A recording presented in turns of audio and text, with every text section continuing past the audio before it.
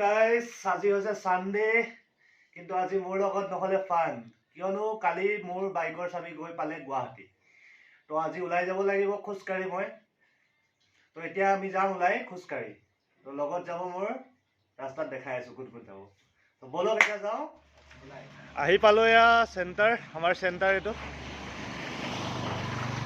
ইয়াতে কৰোঁ কাম মই তো গৈ আছোঁ আজি খোজকাঢ়ি কিয়নো কালি মোৰ বাইকৰ চাবিটো গুচি গ'ল গুৱাহাটী চ' সেইকাৰণে বাইকখন ল'ব নোৱাৰিলোঁ চেণ্টাৰ ভিতৰতে ভৰাই থোৱা আছে বাইক তো এতিয়া খোজকাঢ়ি গৈ আছোঁ তো আজি গৈ আছোঁ এতিয়া গণেশ ঘাট যাম আৰু মোৰ লগত আছে এয়া আকৰাম ভাই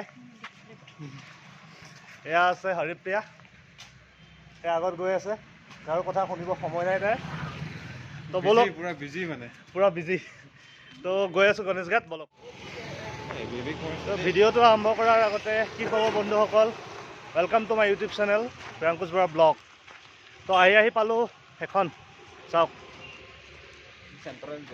চেণ্ট্ৰেল জেল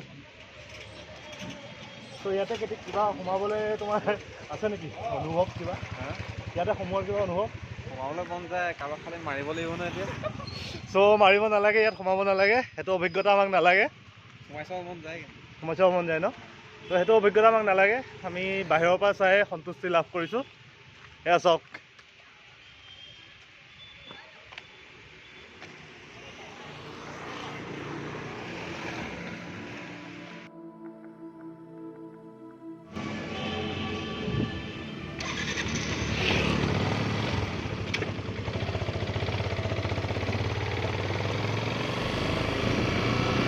তো গাইজ আজি ওলাই আহিলোঁ আকৌ যোৱা সপ্তাহত ভিডিঅ'টো কমপ্লিট কৰিব নোৱাৰিলোঁ কিয়নো যোৱা সপ্তাহত আমি গৈ গণেশ ঘাট পাওঁতে সন্ধিয়া লাগিল তো সন্ধিয়া ভিডিঅ' ভাল নহয় তো বনাব নোৱাৰিলোঁ তো আজি পুনৰ চেষ্টা কৰিছোঁ ভিডিঅ'টো বনাবৰ কাৰণে তো বলক যাওঁ আজি বাইকত গণেশ ঘাট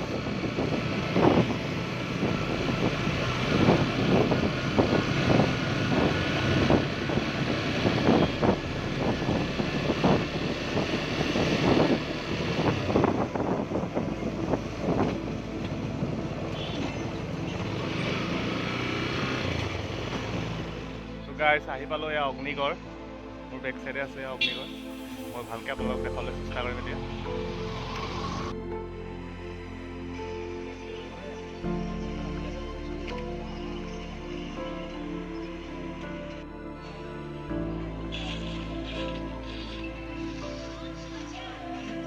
চ' এয়াই হৈছে অগ্নিগড় তো আপোনালোক যিমান পাৰোঁ বাহিৰৰ পৰা দেখাবলৈ চেষ্টা কৰিছোঁ কাৰণ আজি ভিতৰত নোসোমাওঁ নেক্সট কিবা এটা বেলেগ এটা ব্লগ বনাই মই আপোনালোকক দেখাবলৈ চেষ্টা কৰিম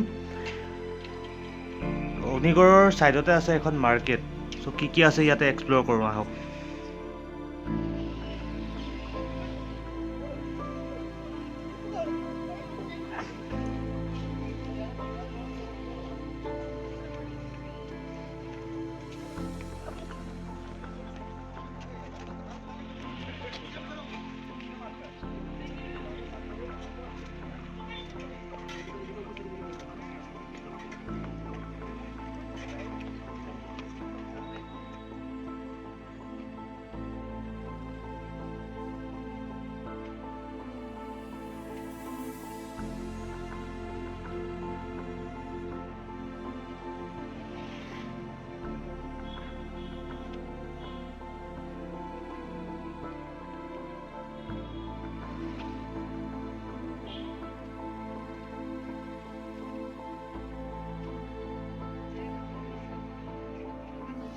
চ' গাইজ আহি পালোঁ এয়া গণেশ ঘাট এইখন হৈছে গণেশ ঘাটৰ গেট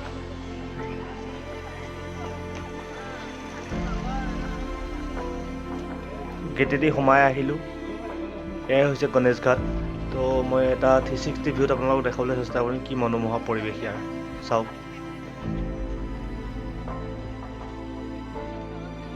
সঁচাই ভাল লাগে টাউনৰ মাজত যে ইমান এটা প্ৰাকৃতিক পৰিৱেশ ইমান এটা মনোমোহা পৰিৱেশ আছে চাওক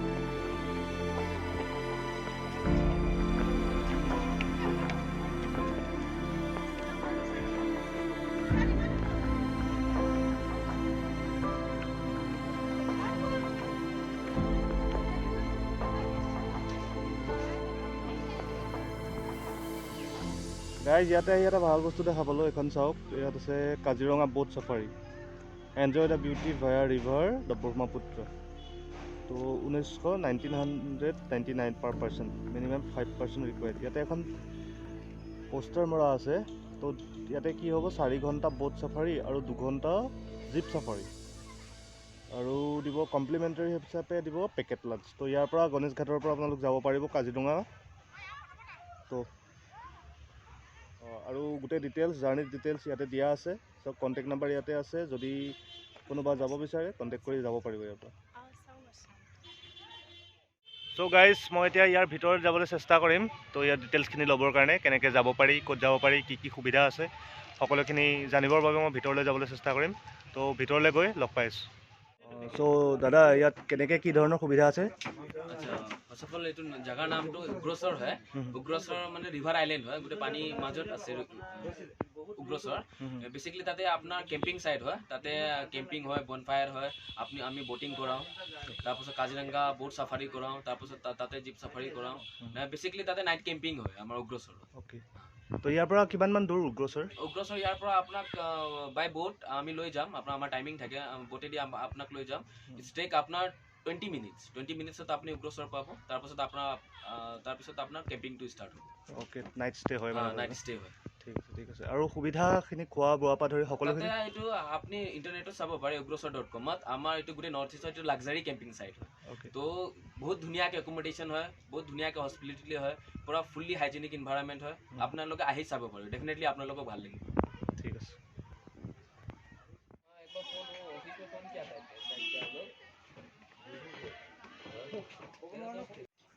চ' এইখনে হৈছে উগ্ৰচৰ ফেৰী। তো ইয়াৰ পৰাই আপোনালোক যাব পাৰিব এইখনৰ জৰিয়তে। তো ব্ৰহ্মপুত্ৰৰ এটা ৰিভাৰ আইলেণ্ড হয় উগ্ৰচৰ। তো সকলোখিনি কথা দাদাই ভালকৈ কৈ দিলে। তো গম পাইছে আপোনালোকে চাগে। মই ইয়াৰ লিংক ডেছক্ৰিপশ্যনত দি দিম, আপোনালোকে চেক কৰি যাব পাৰিব। চ' গাইছ, আহিব ইয়াতে যদি আপোনালোকে কৰিব মন আছে বোট চাফাৰী। এখন ফেৰী ইয়াদি লৈ যাব আপোনালোকক।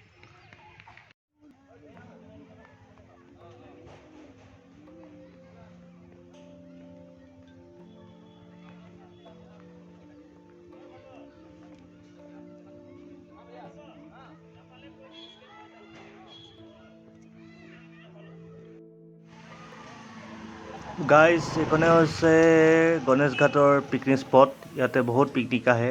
চাওক আপোনালোকে, ইয়াতে দুপৰীয়া পিকনিক খাই গ'ল, কিন্তু কিমান মনোমোহা পৰিৱেশ বনাই থৈছে চাওক।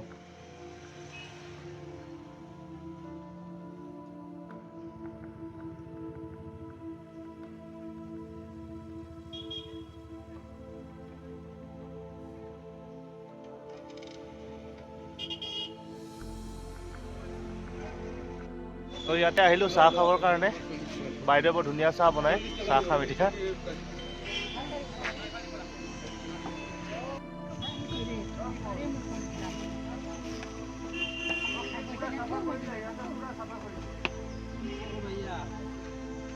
কৰি খাম অলপ এয়া। অলপ নিমখ দি দিব, তেতিয়া খাই ভাল লাগিব।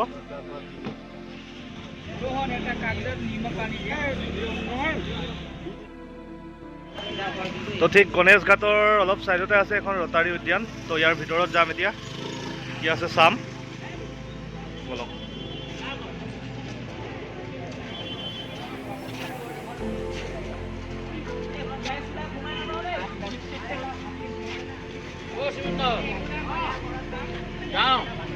ও